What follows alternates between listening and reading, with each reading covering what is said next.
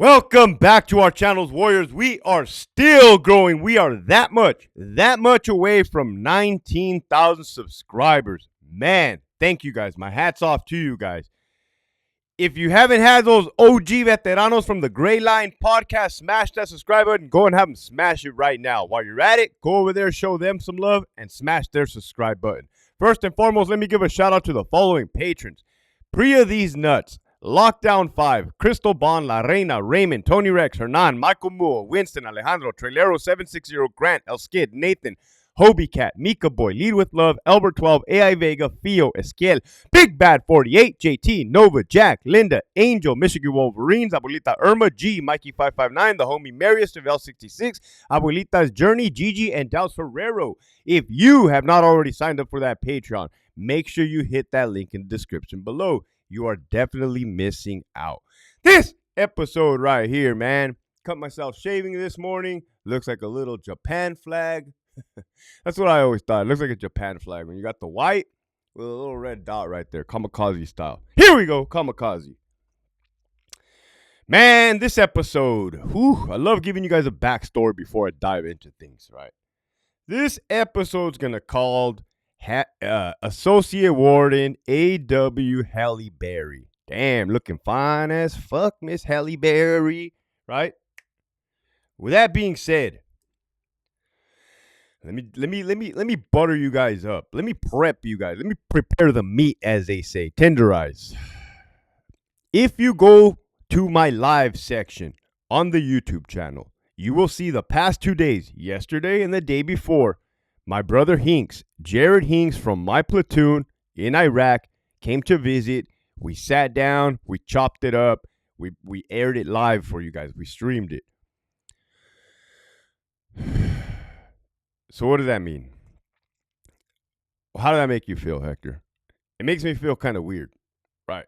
Kind of weird. Well, why did it make you feel weird, Hector? Because these are conversations previously, up until yesterday, previously had in private.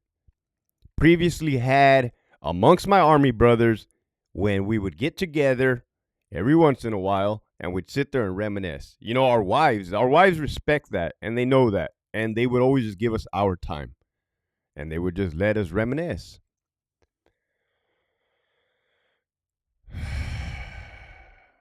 So it just kind of felt weird to put those stories out to the world.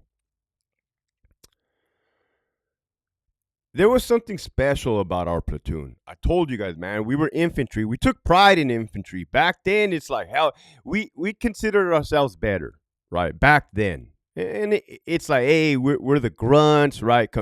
Compared to everybody else. It was a pride thing, strictly a pride thing.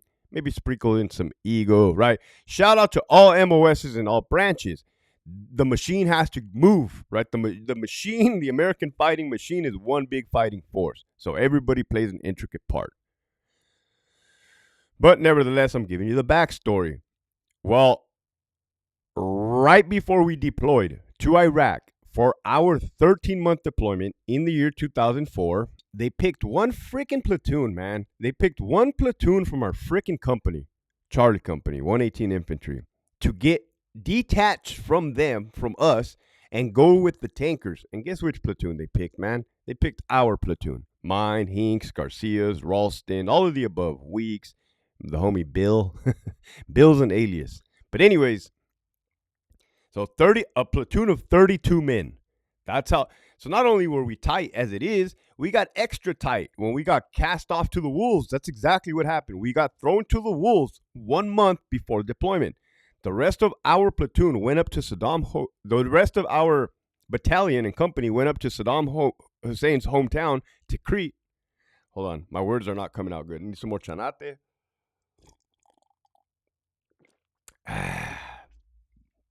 That chanate hits in the morning, man. That chanate.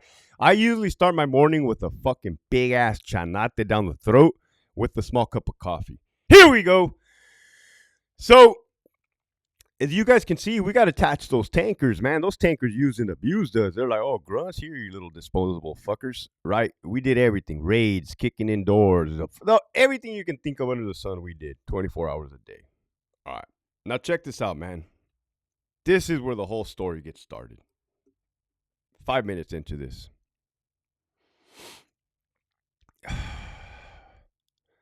I am not claiming, me and my brother are not claiming that we've seen the worst combat in history. That's not what we're claiming, right? We never said that. We never thought that.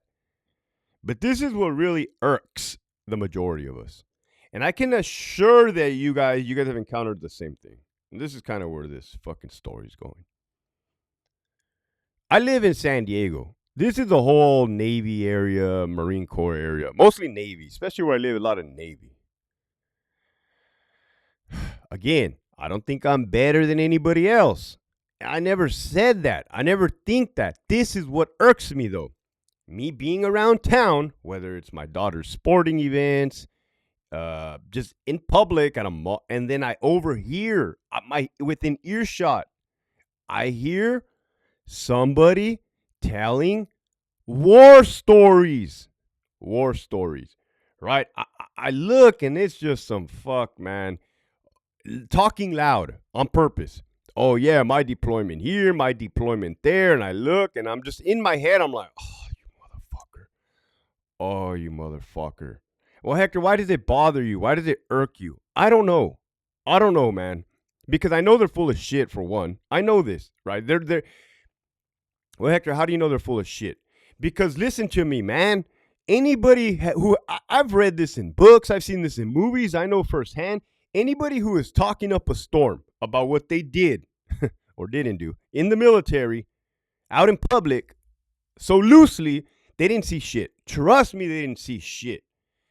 And the only reason you guys are hearing me talk on the YouTube and share these fucking stories that I never, ever, ever shared to the public or anybody like this, unless when I was super, super drunk and intoxicated and blurting out stupidity, but the ones that were actually in the stuff don't talk about it. They don't freaking talk about it, period. They don't talk about it.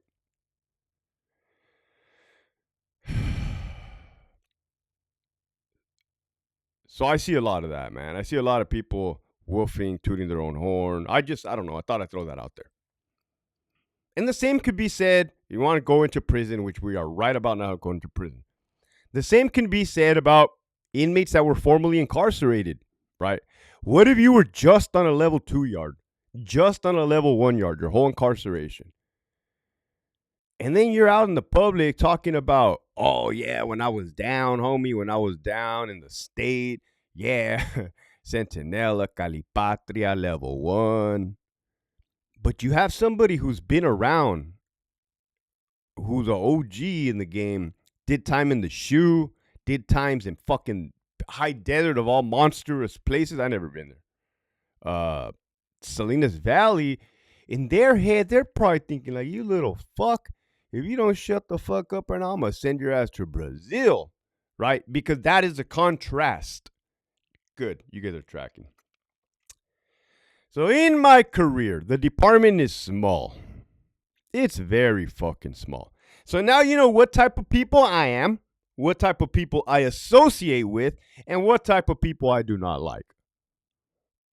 Or dislike, right? Because I don't not like anybody. Or things that really grind my gears. Oh, man, my little Japanese flag's still there. The department's small, right? I have a story I've been saving in my back pocket. Never thought I'd have to use it. I have a million stories in my back pocket in case the Sacramento's wondering, watching, scared, not scared, don't care. I'll never run out of material, right? This episode right here, man.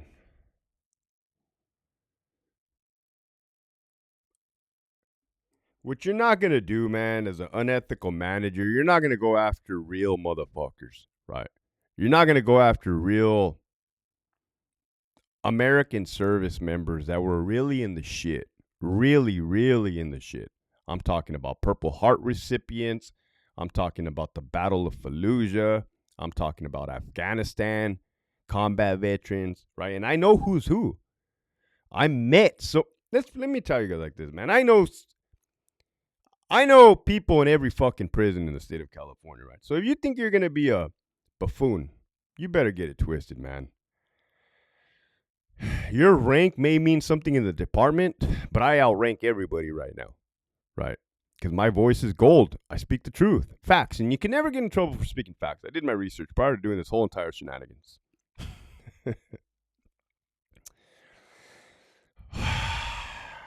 I was the public information officer at Richard J. Donovan Correctional Facility. The warden at the time was Pollard, the worst of the worst. Right. One may say a blood from Pomona. Who knows? They just may say.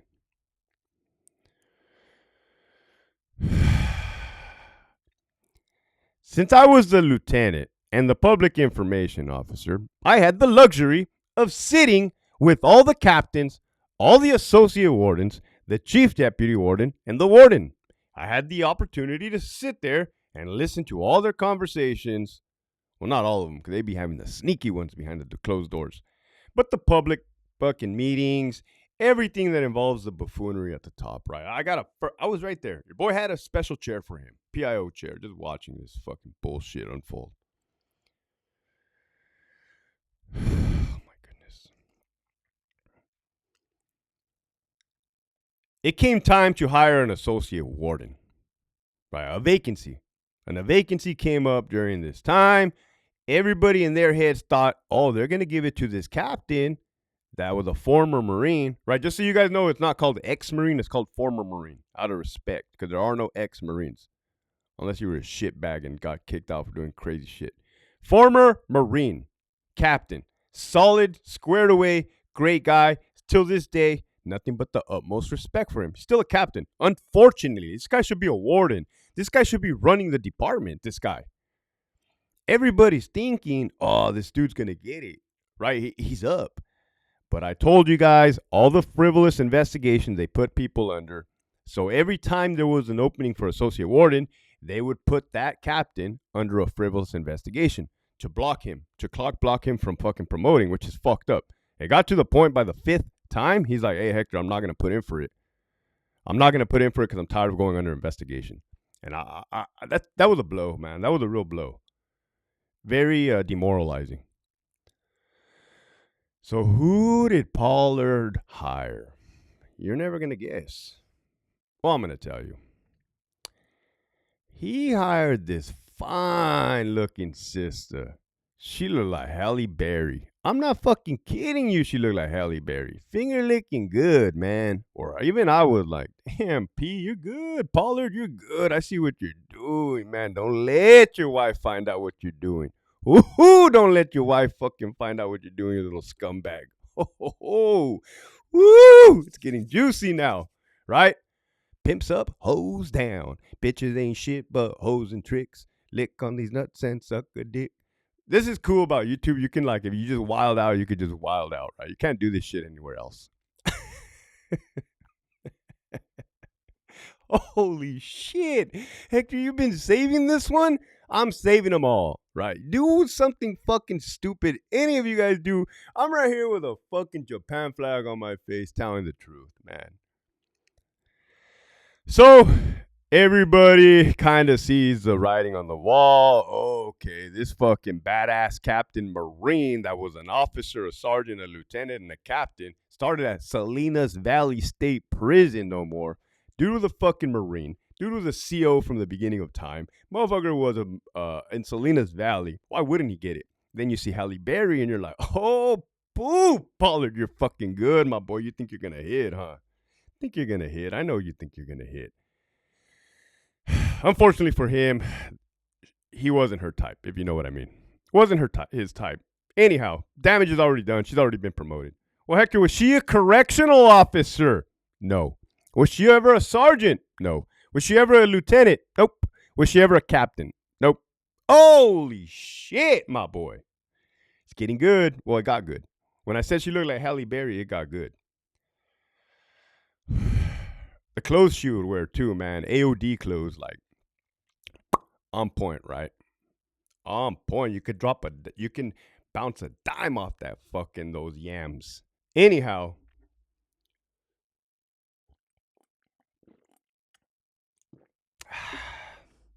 My milkshake brings all the boys to the yard. Oh, all right, here we go. Here we go. AOD duties, right? So now she's hired. Now I'm the fucking PIO. Hey, ma'am, nice to meet you. I'm such and such. Okay, cool. She was cool. It was cool. It was cool, right? But if you go after my people, and by people I mean grunts, I mean officers, sergeants, lieutenants, motherfuckers that are ethical individuals. Oh man, I don't know how to tell you. You just done fucked up. My goodness. AOD duties. Let me enlighten the warriors here. If you are the rank of a captain above, and or you're the plumber supervisor, no, literally the plumber supervisor, and or business manager, not a CO, not custody, but just business manager, you get what is called administrator of the day duties, AOD. So there is a schedule that gets put out a year in advance of who gets for that week. It's like a Thursday to a Thursday. They changed that shit too. Homito. Everybody always does something to best interest them, right? They're a bunch of buddy fuckers, these people. So some AODs might, and it goes based on seniority. And the way it goes based on seniority at the time was who has been the AOD the longest gets first picks, right? So, of course, you're not going to want to pick AOD duties around Christmas time because that's your family, because you're on call. As a manager, you're on call. You got me calling you, the watch commander, be like, yep, another inmate died. Really? Yeah. And they have to make the calls up to Sacramento to talk to the Sacramento AOD. Now you guys know how shit works on the higher echelon. Right? I don't talk about this, kind of boring. It's kind of dumb, except for this fucking story. So the seniority was based on, it didn't matter if you were an associate warden or a captain. It wasn't a rank seniority like that. It was like, hey, if you're a captain, but you've been AOD longer, let's say you've been a captain for 10 years, and you just promote, like, the point I'm trying to make is this fucking chick didn't come up as a CO. She came up as a community resource manager. She was never AOD. So she went from never being AOD to being AOD. So she would be at the bottom of the seniority for AOD pickings. Now you guys are tracking. It's a little confusing. But anyhow, not so fast. She didn't appreciate that. She felt that because she was an associate warden, all of a sudden, because Marcus thought he was going to hit, because she was fine as fuck, looking like Halle Berry, that she should get first pick on the AOD. I probably got some good managers like, oh, fuck yeah, Hector finally told one for us, a good one. That she thought she should have that coming. Well, no, that's not fair. Doesn't make any sense. Like, hey, lady, no, number one, get out of here. Number two, no. Right? I know all these OG managers, man. You had Captain B, he was cool. Some people hated him. You had this Marine captain. He was really, really cool. So it's like you had the plumber who is now a chief deputy warden at a very important prison. He had been AOD for a long time. So even he has like AOD coming, like seniority wise. He was a pretty good AOD. He wasn't like tripping. The ones that leave you alone are good AODs.